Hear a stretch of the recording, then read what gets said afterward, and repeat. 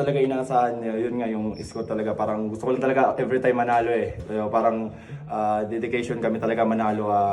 Ininsayo namin to araw-araw, parang dito lang bumubunga. Medyo may mga lapses kami pero yun nag-usap-usap kami ng third na hindi pwede mangyari na magdidikit ulit naman, magdidikit na naman. Tinrabaho lang namin talaga, nagkataon lang ganito na naman yung performance ko. Yun lang, as a role player lang talaga, ginagampanan ko lang talaga yung role. Oo, sa totoo lang, nambaba yung moral ko yung nagsunod-sunod yung turnover ko. Pero kung isipin ko sarili ko, hindi ito.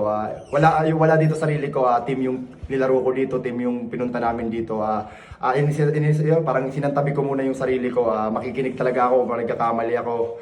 Kinakausap naman ako ng mga coaches, ang dami naming coaches na pinapaalalahan ako na gano'n yung pag may magkakamali ako, parang kahit na nagkakamali ako, parang binubus nila talaga kumpiyansa ko.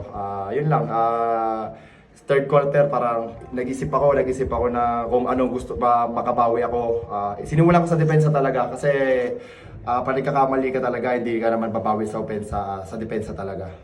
Chris, how do you get